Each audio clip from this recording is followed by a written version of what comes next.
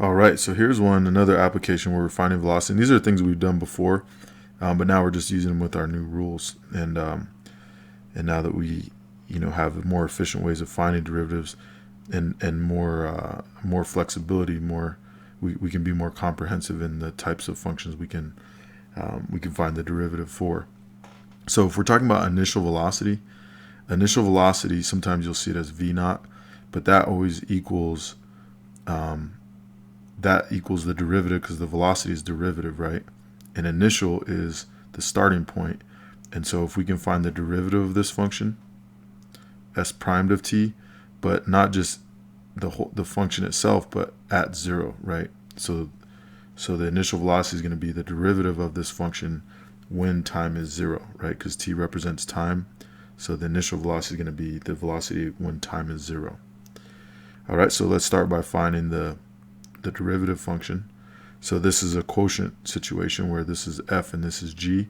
So we're going to get quotient is f prime g minus g prime f all over g squared, right? So in this case, f prime is 1, right? Is the derivative of t is just 1. And then g prime is 2t, right? And the 1 goes away. All right, so let's put all that in. So f prime is 1. Regular g right here is t squared plus 1 minus g prime, which is 2t, times regular f, which is 1t, all over g squared, which is t squared plus 1. So we'll just square that. So now this one's pretty straightforward to simplify. And you could actually just plug in 0 if you wanted to right here, because I'm not asking for this, so you don't necessarily have to simplify that, but I'm going to just because it's not too bad to simplify. So here, if I can just really cross out that 1 and drop the parentheses. So it'll be t squared plus 1. And then here, 2t times t is just 2t squared. So it'll be minus 2t squared all over t squared plus 1 quantity squared. And then these are like terms, so we can combine those and we get 1 minus t squared, or negative t squared plus 1. Now, if this had a minus in it, we could actually, we could factor this because it's a difference of 2 squares. So just to see if we could cancel anything out. Once again, you don't have to do this, but just for good measure. All right, and it doesn't look like there's anything we can factor out, right? If this was a difference, then we could do some factoring and more canceling. But all right, so now this is s primed of t, and so now I want to find s primed at 0, and so I just want to plug 0 in for t, and so it's going to be 1 minus 0 squared all over 0 squared plus 1 squared. And so 1 minus 0 squared is 1, 0 squared plus 1 is 1, and if you square 1, you're going to get 1, right? So it ends up being just 1. So the initial velocity, s primed at 0, is 1, right?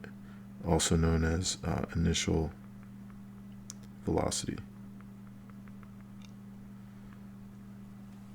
All right, it doesn't give us any units, so that could be meters per second, it could be feet per second, could be miles per hour, etc. All right, so for this one, find the values of x for which the graph of f of x has a tangent line parallel to this function right here. Remember, so tangent line, remember, is going to be tangent line at a point is equal to f primed of a, right? So this is at x equals a, right? And so we're thinking of probably finding the derivative of this, and then we want to know what the slope of this line is, right? Because parallel lines have the same slope, right? So the slope is equal to the slope of the parallel line, okay? And so the slope of this line is 2, right? Y equals mx plus b, and whatever m is the slope. So this is our parallel line slope is 2. And so we want to figure out the derivative of this and then set it equal to 2, right? Figure out when it's 2. So we're going to find f prime of x. So pretty straightforward. Power rule. The derivative of 4x squared, we multiply 2 times 4 and get 8. And then we take away 1 from the 2 and we get 1. So it's 8x to the first. The derivative of negative 3x is just negative 3. And then the derivative of a constant goes away. So that's our derivative function. Now we want to set it equal to 2, right? So we want to figure out what x value gives us a slope of 2 for the function. And so, so we can add 3 to both sides. And so we get 5 equals 8x. We can divide both sides by 8. And so we get x equals 5/8. Okay. And so that's the value for x. There's not, they said values plural, but there's just one, right? So that's the value for x that gives us a tangent line that's parallel to this line. Okay.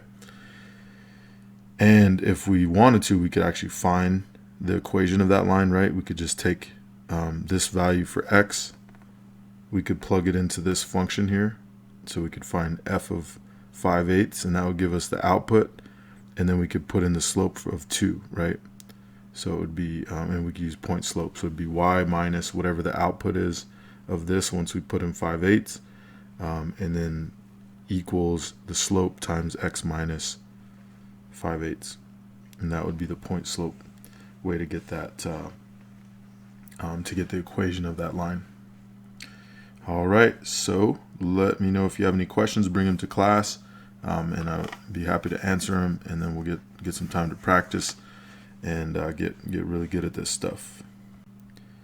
All right, and now you know the power rule, the product rule, and the quotient rule, and those are 3 very commonly used rules in with the derivative in calculus. So, and of course we have our basic rules too: sum, difference, and constant multiple as well. So. So those rules will get you through a lot of calculus, and the types of functions will change, but you'll see those come up again and again.